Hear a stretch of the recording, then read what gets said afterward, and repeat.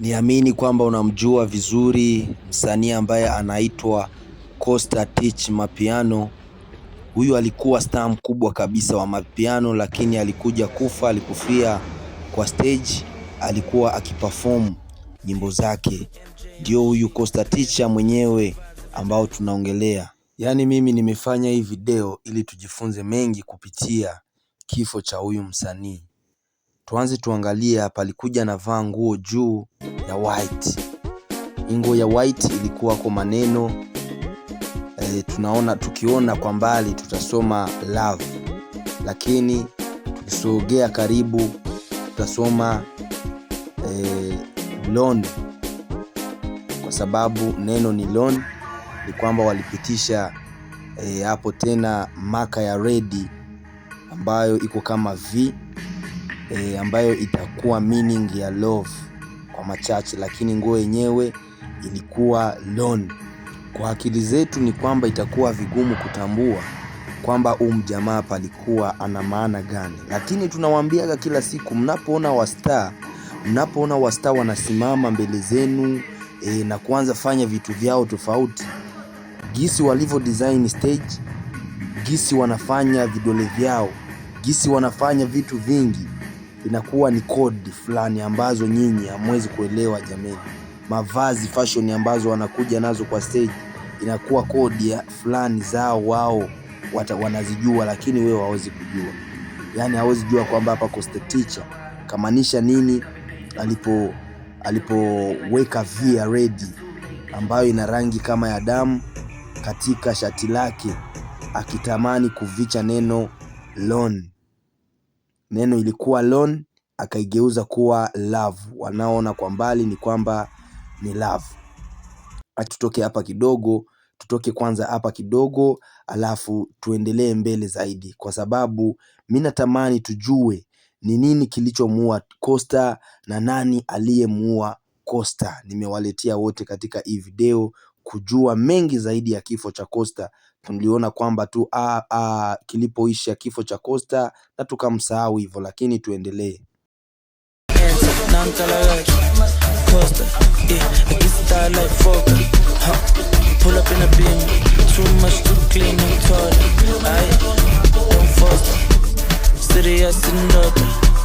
Lakini hivi jamani, tunaweza kujiuliza mimi na wewe kwanza, jamaa kwa nini aliweka maka ya red yenye rangi ya damu katika nguo nyeupe kwa siku ile ile ambayo alikufia hako? Na hii alipoiweka inamaanisha kwamba haikuwa kwa shati, ilikuwa design yake, kama wasta tunavyowajua wanakuwa na design zao. Lakini mimi naona kwamba ilikuwa kama kodi fulani, kwa sababu kwa shati yake mbele kulikuwa neno lone, akaigeuza kuwa love kupitia hivi ambayo aliweka katikati ya lone, akakubali kwamba ni lone, ni alone. Sasa hawa jamaa yao kodi na mimi sikuelewa vizuri. We kama kuna kitu ambacho umeelewa kupitia hii kodi, unaweza kupitia katika comment section, alafu ukatuambia. Acha tuendelee mbele tena. Ukweli ni kwamba jamaa alikuwa dansa mzuri, alikuwa mwimbaji mzuri, yani alikuwa anapendwa na watu. Hii ndio siku alikufa. Tunaona kwamba watu walikimbia sana kukuja ona msanii wao. Shida gani ambayo imempata? Walikuta kwamba Costa Teach amekufa. Lakini najiuliza, hii mioshi ambayo alipotelea ndani kidogo alipotoka kuanguka, ilikuwa mioshi gani jameni? Kwa nini kila wasta wanakuwa na hizi mamioshi? Unaona kwamba alianguka akaanza kifua chini. Alipiga kifua katika stage na kichwa chake pia kikaanza chini. Tena hivyo vyote vilifanyikwa kwa spidi kubwa sana ambayo hauwezi kuelewa. Ni kwamba jamaa hakukuwa peke yake jamaa. Ukicheki vizuri kuna vitu ambavyo vilimkokota mara ya kwanza hapo, vikampiga chini, vikamtwanga chini. Mara vikarudi tena, vikakuwa kama vinamaliza nguvu. Alikuwa ameanza tena kuimba upya, vikamaliza nguvu za kuimba, vikakuwa kama vile vinampatia tena kizungumzungu. Mara ya pili akaanguka tena chini mara ya pili, na ndipo alianzia kifua chini. Alipopiga kifua chini kwa stage, akaanza kichwa chini, na ndicho kuwa kifo cha msanii wetu mpendwa ambaye tunamjua kama Costa Titch. Lakini tutakuja kuangalia hapa, kuna kitu ambacho nakiona kama kikombe, kiko kama baketi, kiko kama sijui akieleweki. Hapa tu karibu ambapo unaona kichwa cha Costa kiliangukia. Jamaa, ilikuwa glasi ya blue ambayo iko hapa, ilikuwa glasi, ilikuwa nini? Kuna mitego wa jamaa, shetani huu naye mbona si mtu rahisi Yaani hawa watu wamoja wa Illuminati, hawa watu wa Freemason, hawa wenye nguvu zao na vipawa ambavyo walipewa na nguvu ambazo hawawezi kuelewa. Kuna condition fulani ambazo wanatembelea hapo, zinapowashinda kinachofuata hakuna kingine ndugu yangu, ni hiki. Nadhani kwamba sisi sote tunajua kwamba mwimbaji ama star kukufia kwa stage hukuwaga kifo kawaida. Yaani hiki kifo kinakuja tu, lakini mimi naona kwamba kinakuja kwa sababu wa star fulani ndio wanapana wenzao wa star kafala ili waweze kupata iti na kujulikana zaidi. Tukikumbuka kuna star moja ambaye alikuwa ni star mzuri, anaimba vizuri, Mkongomani. Huyu star kwa majina yake walikuwa wanamuita Papa Wemba. Huyu Papa Wemba naye alikuja kufia stage, alikuwa akiimba pia akakufia stage. Alikufa kifo kimoja ambacho kimempeleka Costa. Kilichomuua Costa, hicho ndicho kilimuua Papa Wemba.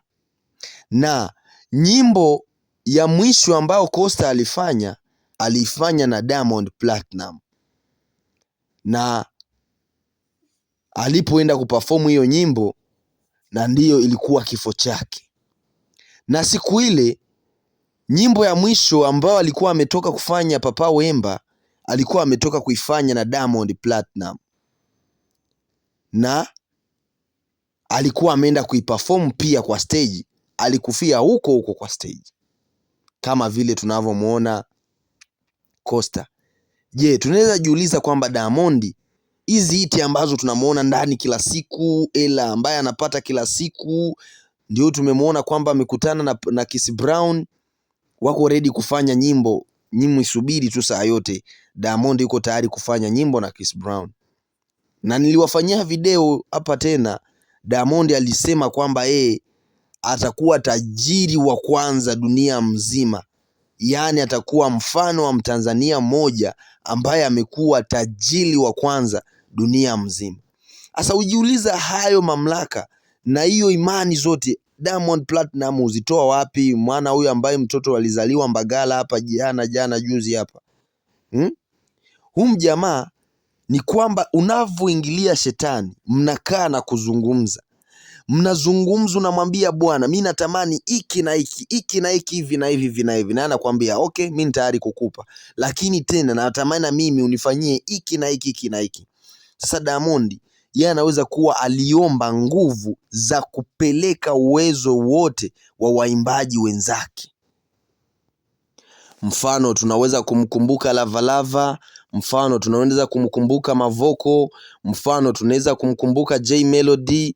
Hao wote walikuwa wastaa wenye sauti mzuri ambao wanajua kuimba, lakini tu walivyokutana na Diamond Platinum wakashindwa mara moja.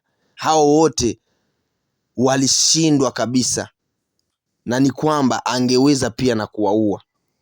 Hivyo Harmonize kaona akasema hapana, huyu jamaa sitamweza, acha nitokee tu karibu, kwa sababu sitamweza. Tukikumbuka pia Alikiba na wengine wa star ambao Diamond ameenda akiwamaliza nguvu.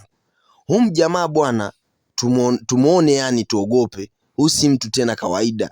Diamond si mtu kama kawaida. Simsemi kama namsema vibaya, ili kuwa tu wazo yangu kama mtu. Mimi namuona tu hivyo kama mtu. Sijui wewe unamuona aje? Unaweza pitia katika comment section ukaniambia kwamba haya ambao nimesema unayaona aje, ni uongo ama ni mafikiri yangu mimi tu kama mimi, ama kuna kile ambacho nimesema ambacho na wewe pia huko ambapo ulipo uliwahi kukifikiria. Kama ilikuwa tu hivyo uliwahi kukifikiria hivyo kwa Diamond Platinum, jua tu ni hivyo ndugu yangu. kwa sababu watu hugeuka asubuhi, mchana, magharibi. Aliyokuwa baba yako kukutana kesho amegeuka mnyama na ndiye anatamani kukula. Aliyekuwa mtoto wako umkuta kesho amegeuka mnyama, ndiye anatamani kukula.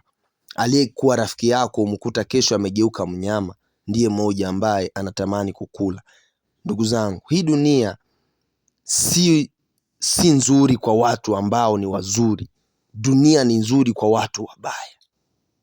Hiyo itabidi uelewe ndugu yangu. Dunia si nzuri kwa watu wazuri. Dunia ni nzuri kwa watu wabaya. Na dunia si mbaya kwa watu wabaya. Dunia ni mbaya kwa watu wazuri. Tuendelee tena mbele na video yetu kidogo. Iko karibu kuisha, usichoke.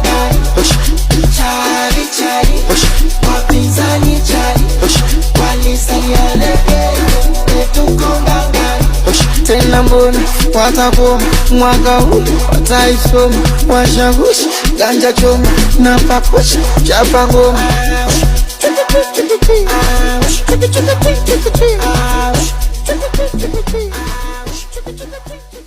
Na utakapocheki vizuri utakuta kwamba kuna kitu fulani ambacho kiliendelea katika moshi huo Costa ambao aliendea ndani.